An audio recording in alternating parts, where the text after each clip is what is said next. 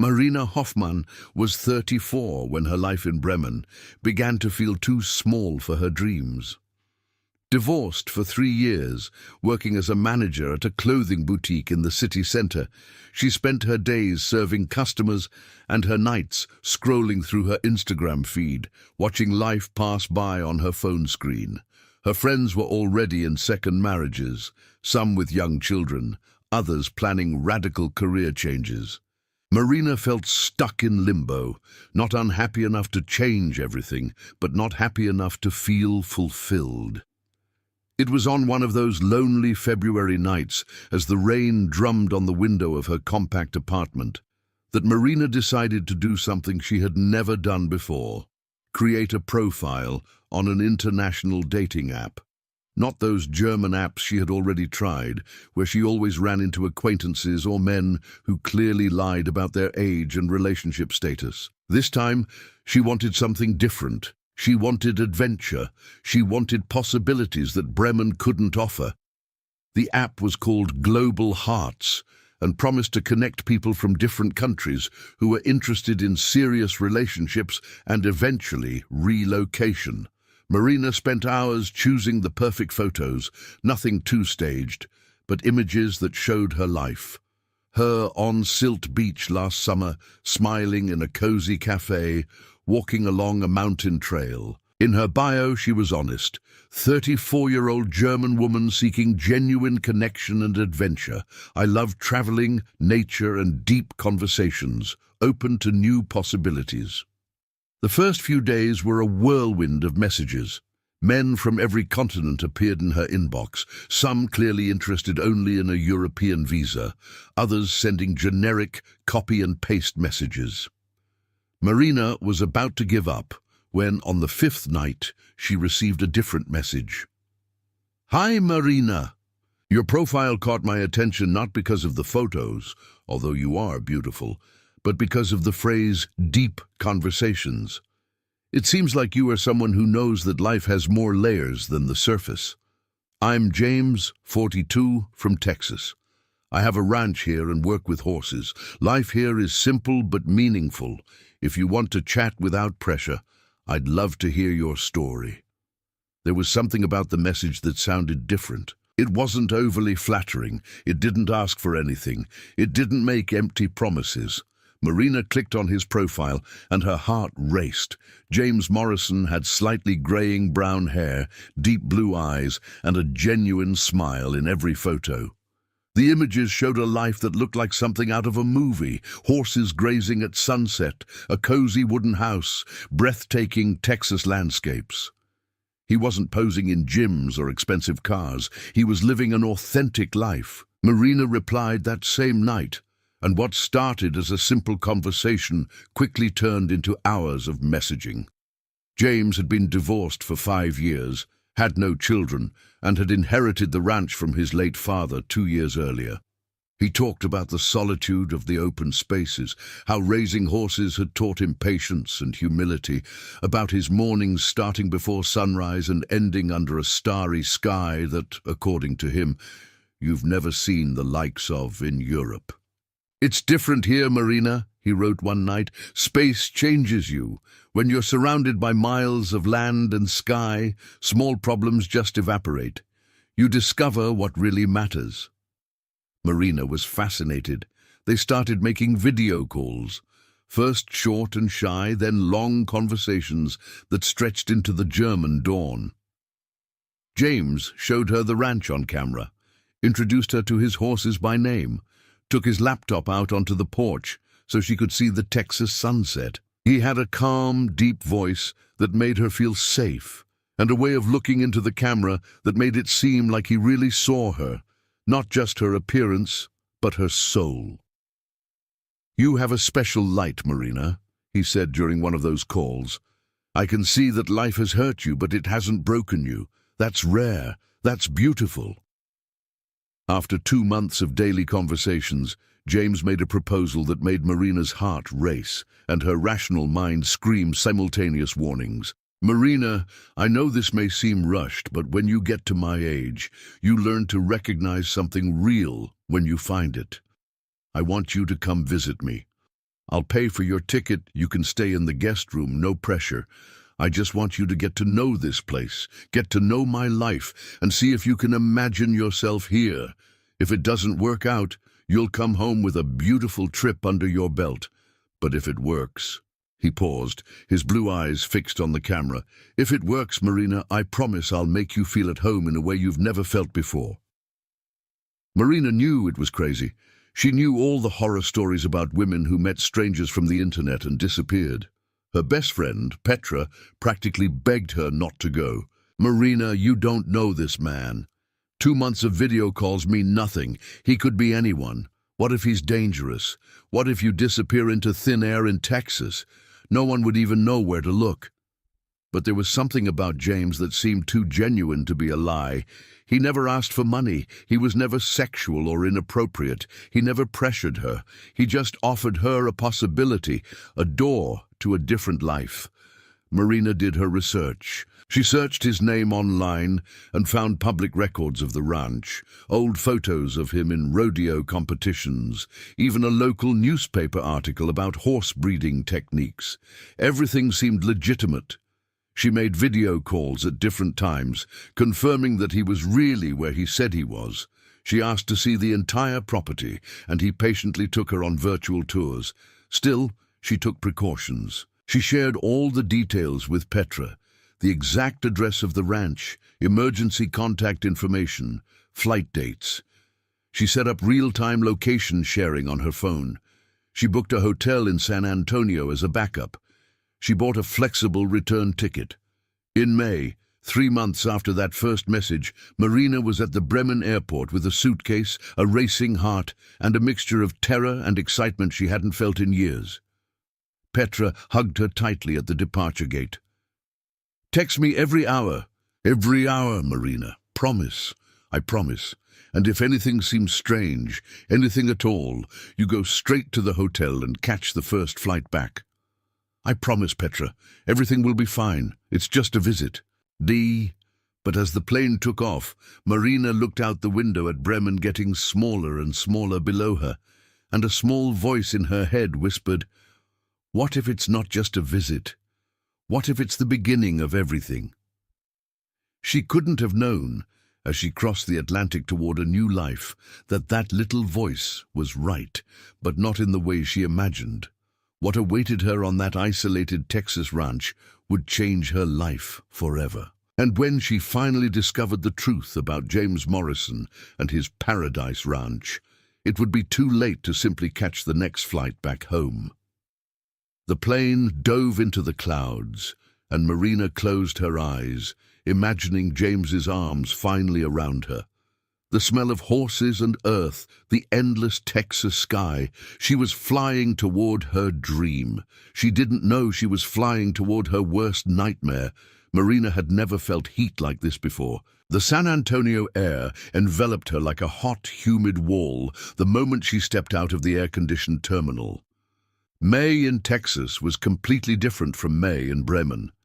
She pulled her suitcase, looking for James among the crowd of people holding signs and bouquets in the international arrivals area, and then she saw him.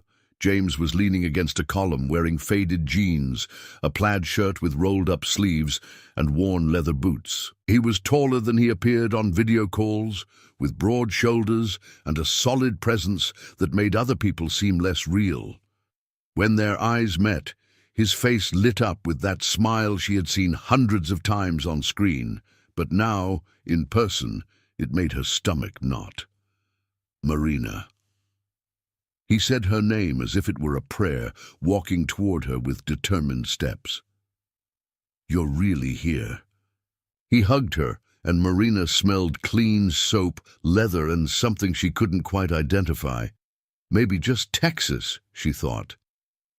The hug lasted only a few seconds, respectful and warm, but not invasive. James picked up her suitcase without asking and guided her through the airport with his hand lightly resting on her back. "How was the flight? You must be exhausted." "Long," Marina admitted, still processing that he was really there, solid and real. "But I'm fine, too excited to be tired." He smiled. "Wait until you see the place. It's an hour-and-a-half drive from here. We can stop for something to eat if you want, or there's food waiting for you at home." Home. The word did something strange in Marina's chest. James's truck was exactly as she had imagined, a silver Ford pickup, impeccably clean inside, with a soft smell of leather on the seats. As they left San Antonio behind, the landscape gradually changed from suburbs to increasingly open spaces. Fields stretched endlessly, occasionally punctuated by lone trees and old fences. James drove with one hand on the wheel, the other resting naturally near the gearshift. He pointed out landmarks as they drove. An old church, the barbecue restaurant where they make the best brisket you'll ever taste, the small town where he bought groceries. "We're 40 minutes from civilization," he explained, as they turned onto a dirt road.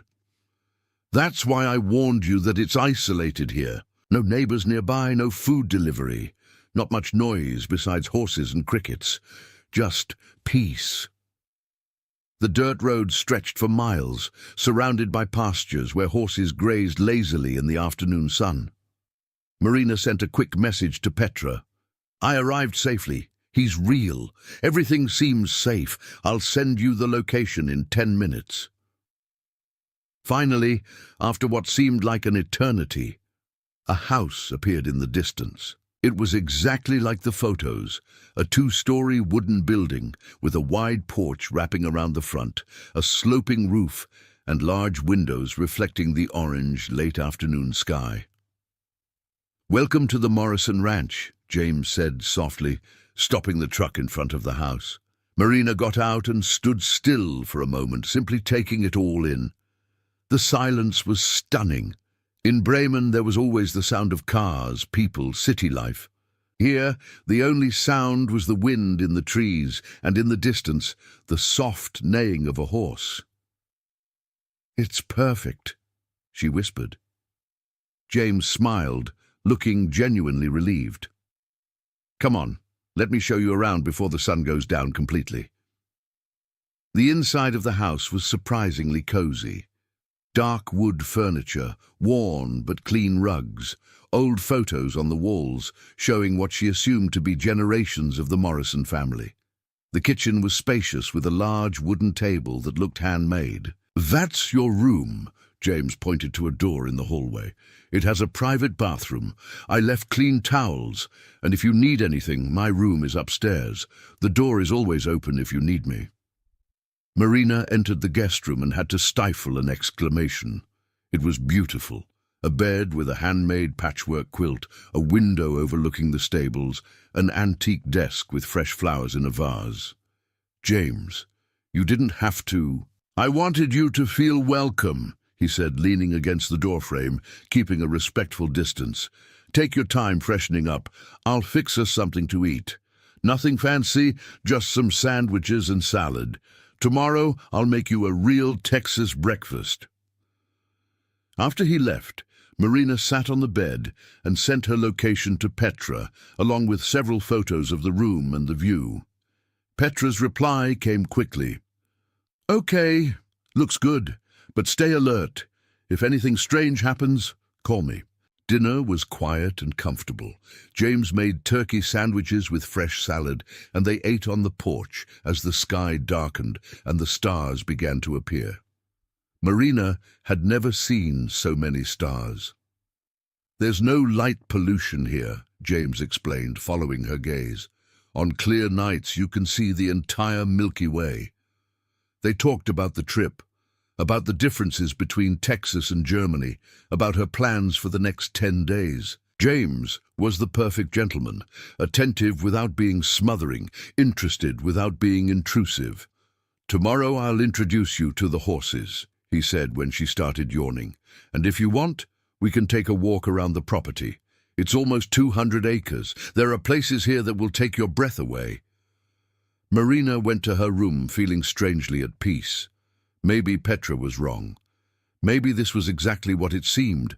A good man, a simple life, a real chance for a fresh start. She changed her clothes, washed her face, and was about to lie down when she noticed something strange.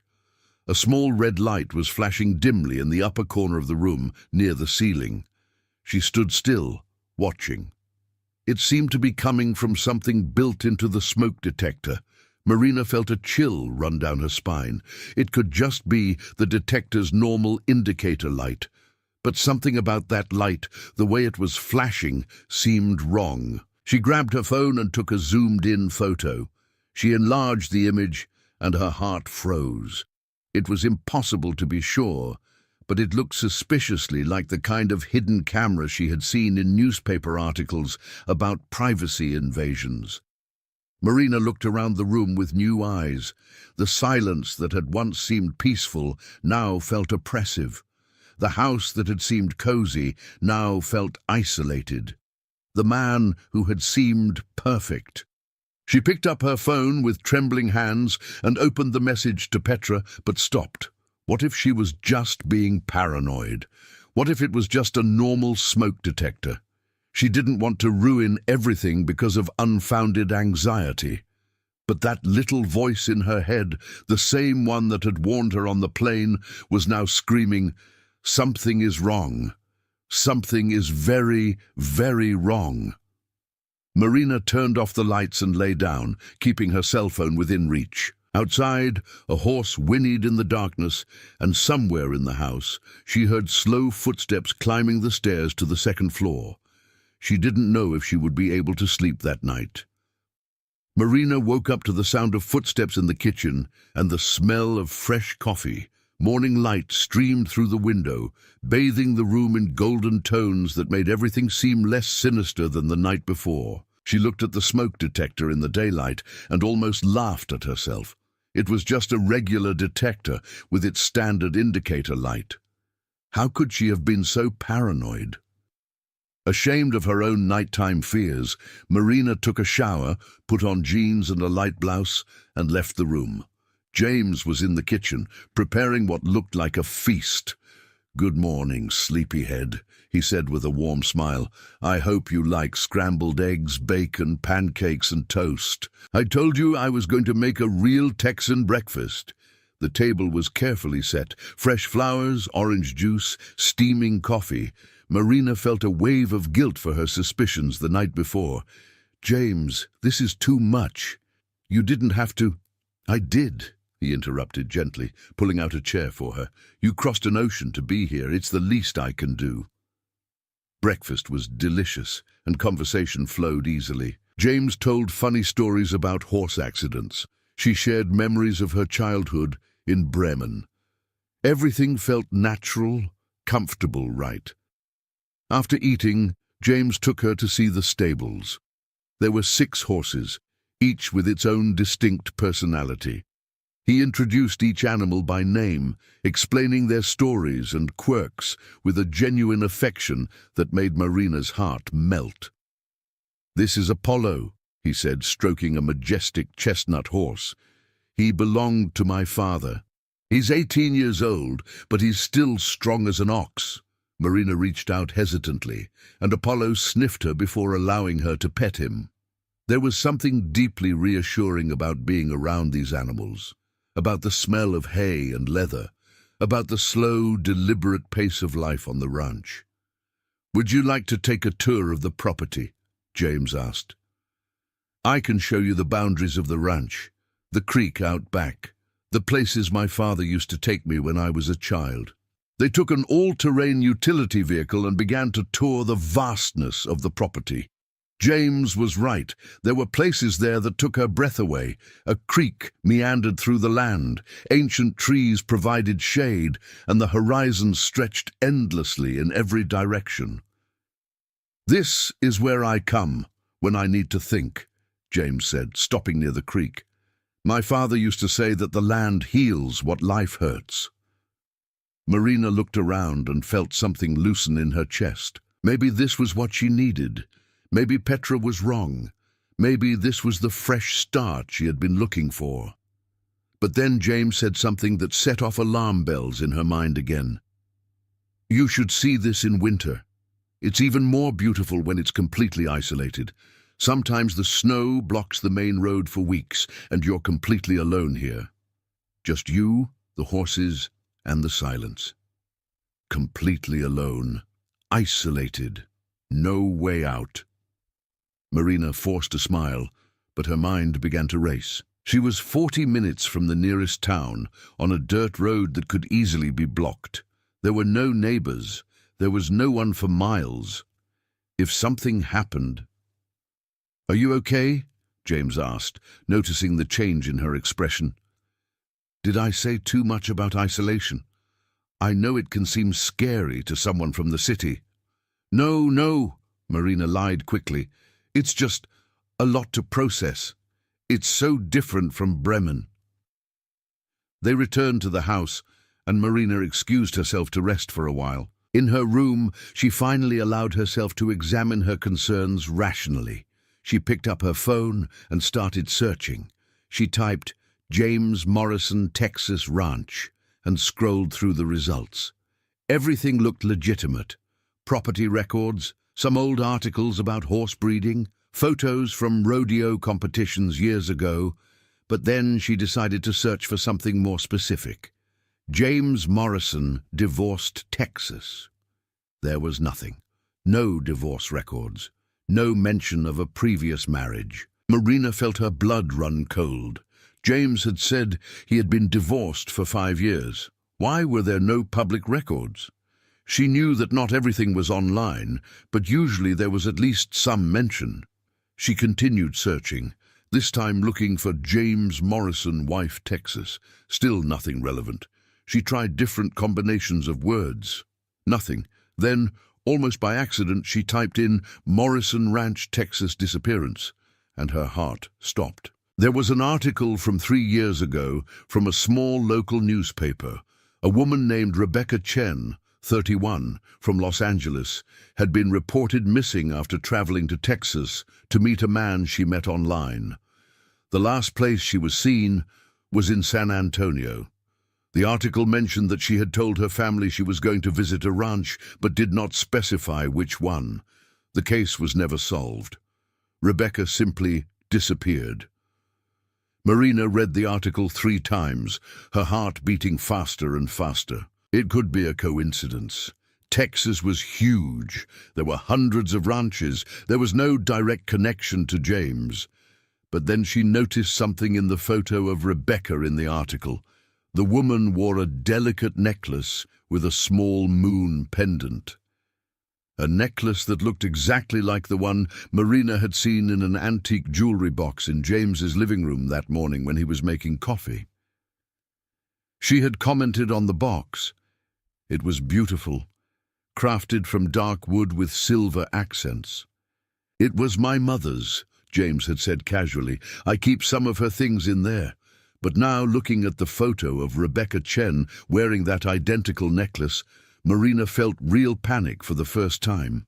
She needed to get out of there. She needed to leave now. Marina quietly began repacking her suitcase, her hands shaking.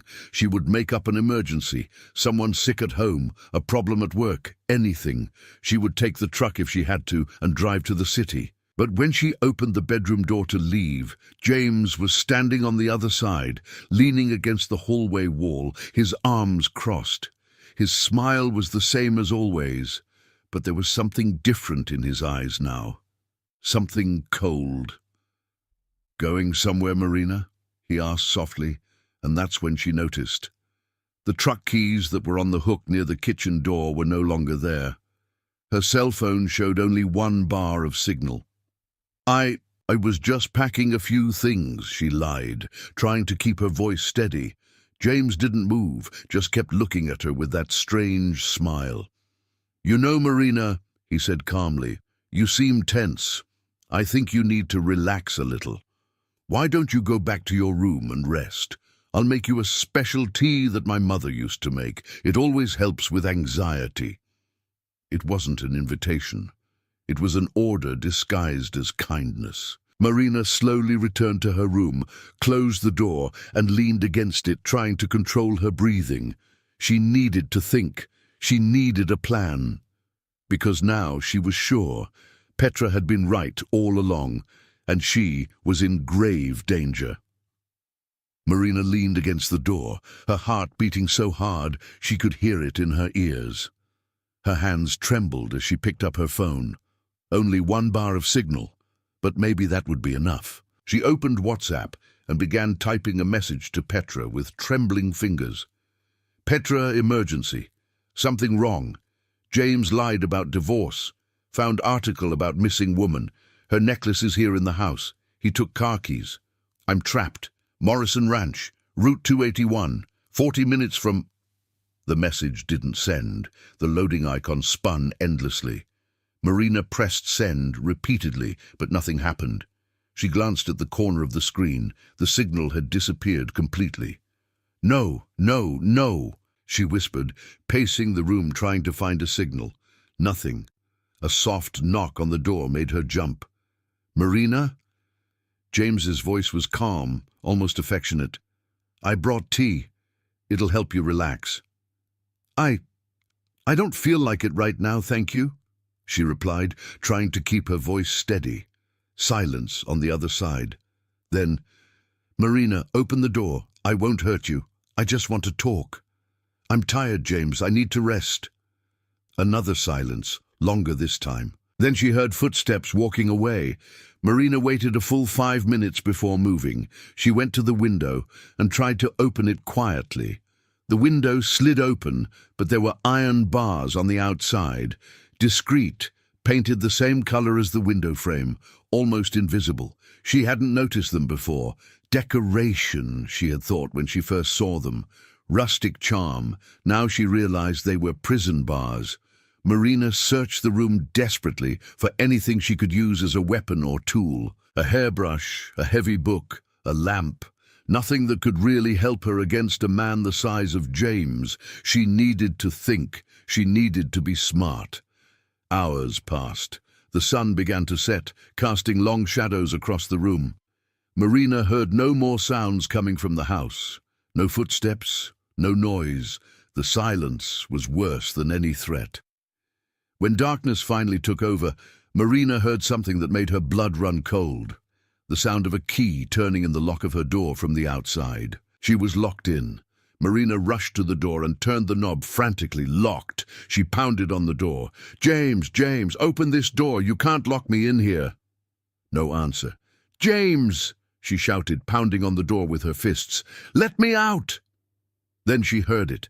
Slow footsteps coming up from what sounded like a basement, heavy footsteps on the wooden staircase, and a voice, but not the calm, gentle voice she knew. This one was different, colder, more real. They always scream at first, James said from the other side of the door, as calm as if he were commenting on the weather. Rebecca screamed for 3 days until she lost her voice. The one before her, Sarah, tried to break the window. It didn't work. Marina felt her legs give way. She slid to the floor, her back against the door. How many? She whispered. How many women, James? She heard what sounded like a low laugh. You would be the 5th.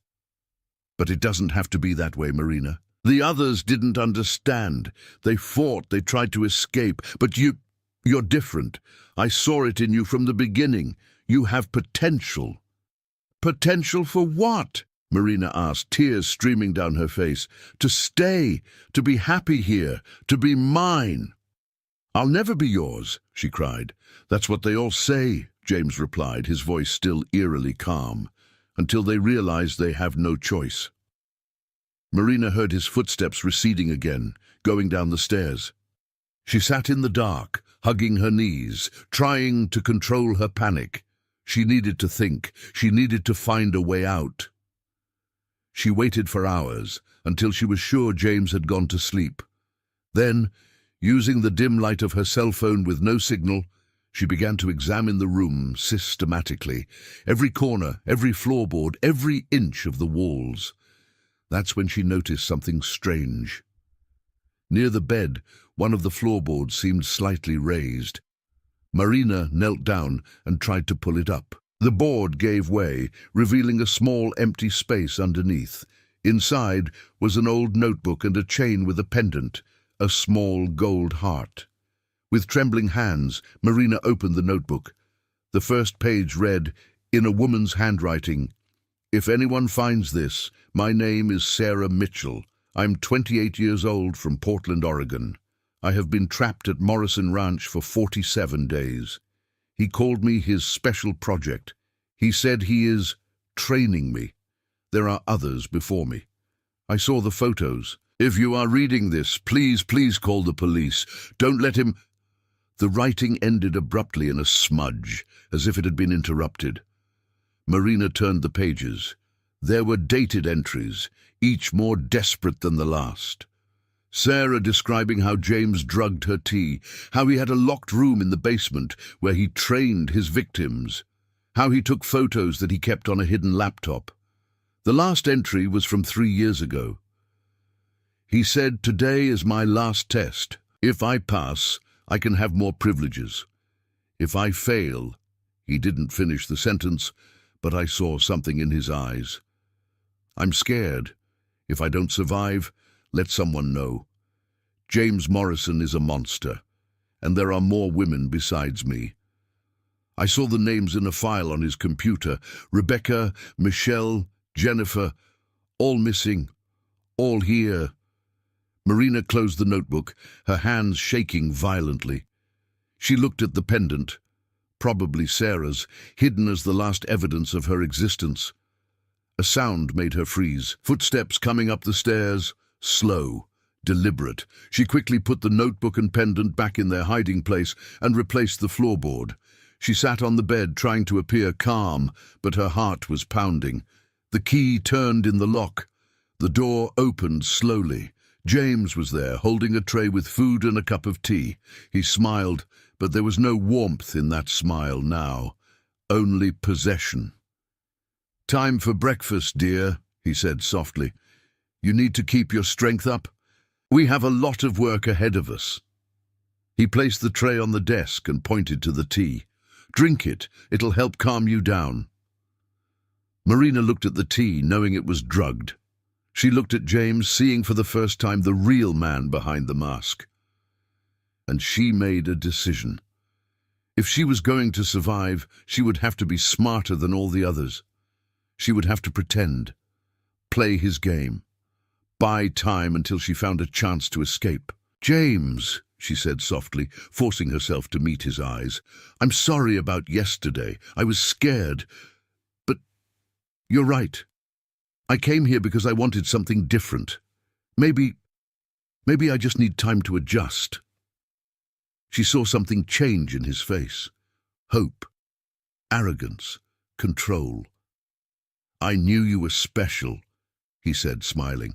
"I knew you were different from the others."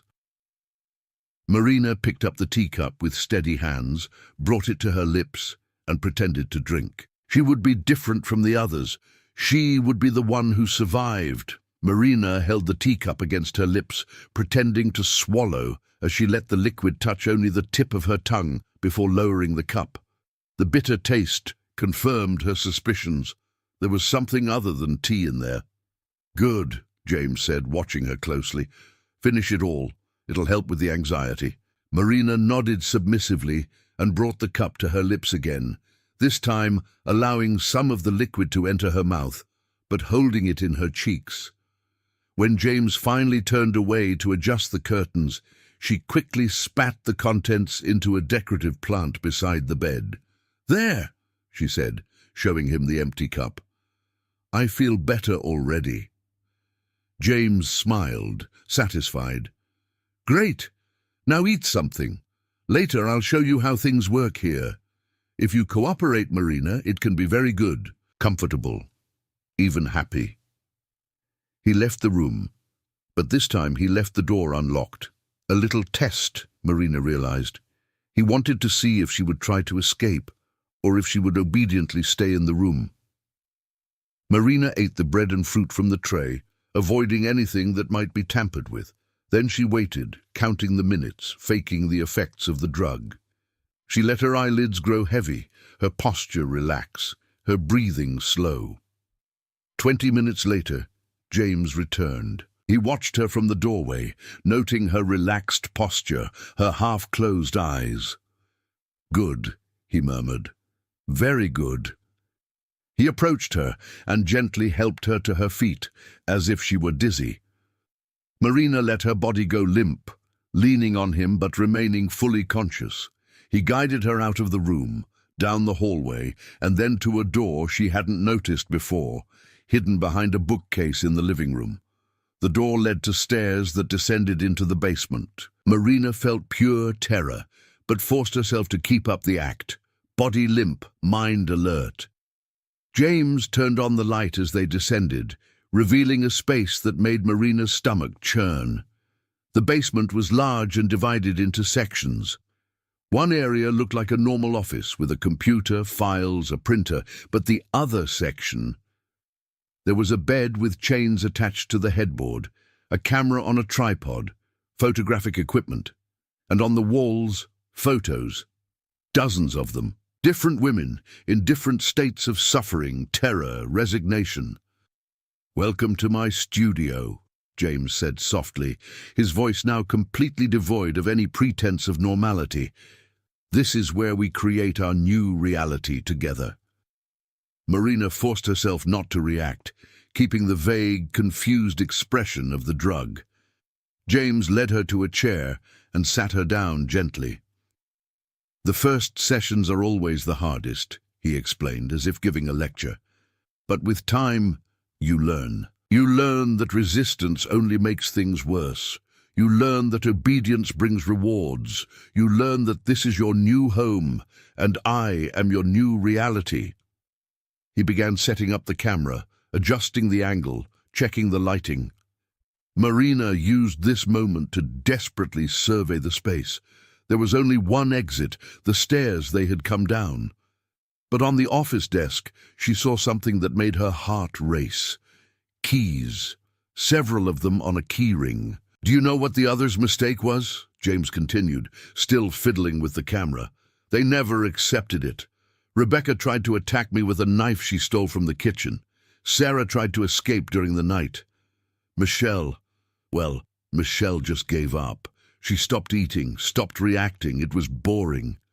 He turned to look at her, his eyes cold and calculating. "But you, Marina, you're smart. I saw that from the beginning. That's why I chose you. You have the intelligence to understand that cooperation is the only option. You have the strength to survive, and you have the beauty I'm looking for." Marina kept her eyes half closed, but her mind was racing. He was distracted, confident that she was drugged. This could be her only chance. James approached her and began stroking her hair. "Let's start slow today. Just a few photos, nothing too intense. I need you to trust me." That's when Marina acted. With all the strength she could muster, she kicked James between the legs. He groaned in pain and staggered backward. Marina jumped out of her chair and ran toward the table, grabbing the keyring. "You bitch!" James roared, recovering faster than she expected. He grabbed her by the arm and pulled her hard, knocking her to the concrete floor. Marina screamed in pain but kept the keyring clenched in her hand. James was on top of her now, his face contorted with rage. "You ruined everything," he shouted. "You were special, you were different, but you're just like the others." He raised his fist, but Marina rolled over and kicked him again, this time hitting his knee. James fell to the side, and she took the opportunity to get up and run for the stairs. She climbed the steps two at a time, hearing James recover behind her, his heavy, angry footsteps echoing in the basement. Marina reached the top of the stairs, ran across the room, and headed straight for the front door. Her hands trembled as she tried different keys in the lock. The first one didn't work. Neither did the second. She heard James emerge from the basement. "There's nowhere to run, Marina," he shouted. "We're in the middle of nowhere. You'll die out there." Third key. No. Fourth. No. James was crossing the room, walking deliberately now, knowing she was trapped. Fifth key. The lock turned. Marina opened the door and ran into the Texas night. The hot air hit her like a wall, but she kept running, her bare feet pounding the hard earth. Behind her, she heard the door slam against the wall as James gave chase. "You won't survive," he shouted. "It's miles to the main road. Snakes, coyotes, you'll die." Marina didn't look back. She ran toward the stables, thinking she might be able to get a horse. But when she got there, panting, she realized she didn't know how to saddle a horse, how to ride it properly, how to make it run. She heard James's footsteps approaching, slower now. He wasn't running anymore. He was hunting. "Marina," he crooned in the darkness, "you're only making this worse. Come back here and maybe I'll forgive you. Maybe we can start over." Marina hid behind the stable, trying to control her panting. She looked around desperately. It was almost completely dark. No streetlights, no lights from neighbors, just the crescent moon and the stars that James had found so romantic. Now they were witnesses to his hunt. She saw a shape in the darkness, a tool shed across the yard. If she could get there, maybe she could find something to defend herself with, a tool, a weapon, anything. Marina waited for James to pass, then crouched down and ran toward the shed. She pulled on the door. Locked. Hands trembling, she tried the keys again in the dark. She had to be quick. She had to... A hand grabbed her hair from behind, pulling her back with brutal force. Marina screamed, dropping the keys. James spun her to face him, and in the dim moonlight she saw something terrible in his eyes. It wasn't anger anymore. It was excitement. "The hunt," he whispered, his face inches from hers. "It's always been my favorite part." Marina spat in his face, and then she heard the most beautiful sound of her life. Sirens. Distant, but getting louder. James froze, his head turning toward the road. "No," he whispered. "No, it can't be." The sirens grew louder. Red and blue lights began to appear in the distance, approaching down the dirt road. Marina didn't understand how, but it didn't matter. Help was coming. She just needed to survive a few more minutes. James released Marina abruptly and backed away, his eyes fixed on the approaching lights. For a moment, he seemed to calculate his options, run, fight, hide the evidence, but it was too late for all that. "You," he said, turning to Marina with pure hatred in his eyes. "You managed to send a message. How?" Marina didn't answer. She didn't understand either. Her message to Petra hadn't been sent. Or had it? The cars stopped in front of the house in a burst of dust and lights.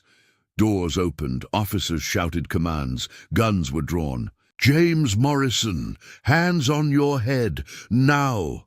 James looked at Marina one last time and then, surprisingly, obeyed. He knelt on the ground, placing his hands behind his head, his face a mask of resignation. Marina fell to her knees, sobbing uncontrollably as officers rushed toward her. A policewoman wrapped her in a blanket, checking to see if she was injured, speaking soft words of comfort. "You're safe now. It's okay. You're safe." But Marina wasn't listening. Her eyes were fixed on James being handcuffed and led away to a police car. Even at that moment, he kept that strange smile, as if he knew something no one else knew. Hours later, at the San Antonio police station, Marina finally understood how she had been saved. Her message to Petra had been sent, partially. Only the first words, "Petra, emergency. Something wrong." But it was enough. Petra, panicked, had immediately called the German police, who contacted the American authorities. They tracked the last GPS point of Marina's cell phone and sent units to investigate. But that wasn't all. A detective from the Missing Persons Unit recognized the address. He had investigated Rebecca Chen's disappearance 3 years ago and had always suspected Morrison Ranch, but never had enough evidence for a search warrant. Until now. In James's basement, investigators found a file of horrors. Photos, videos, documents. Evidence of not 4, but 7 women over 8 years. Some had disappeared without a trace. Others had been declared dead in suspicious accidents. Sarah Mitchell was found buried near the creek that James had called his place of healing. Rebecca Chen was in a remote area of the property. The others were still being searched for. Marina testified for hours, telling everything: the online messages, the carefully constructed relationship, the lies, the basement, Sarah's notebook. Every word was recorded, documented, turned into evidence that would ensure James Morrison would never see the light of day as a free man again. 6 months later, Marina was back in Bremen, sitting in Petra's apartment, drinking real tea, no drugs, just chamomile and honey. "I still have nightmares," Marina admitted, looking out the window at the familiar streets of her city. "I wake up thinking I'm back in that room, listening to his footsteps." Petra held her hand. "But you survived. You fought and you survived. You are stronger than he ever imagined." Marina nodded, but her mind was elsewhere. She thought of Sarah, of Rebecca, of the other women who had not been as lucky as she, women who were looking for the same thing she was: love, adventure, a new beginning, women who found a monster. James Morrison's trial was scheduled for next month. Marina would testify, look that man in the eye once more, and tell her story. Not just for herself, but for all the others who couldn't tell theirs. Her cell phone vibrated, a news notification. James Morrison charged with 7 counts of murder. Prosecutors seek life imprisonment without the possibility of parole. Marina closed the app and looked at Petra. "I'm thinking of writing about it. A book, maybe. Or creating an online channel educating women about warning signs, about how predators operate, about how not to become a victim." "Marina, are you sure? Reliving all that?" "I need to," Marina interrupted gently. "I need to turn the nightmare into something that can save other people. It's the only way to make sense of it all." Petra smiled, tears in her eyes. "Then I'll help you." Marina Hoffman never returned to Texas, but her story crossed oceans, was shared millions of times, saved countless lives of women who recognized the patterns she described. She followed her American dream to hell and came back to tell the story.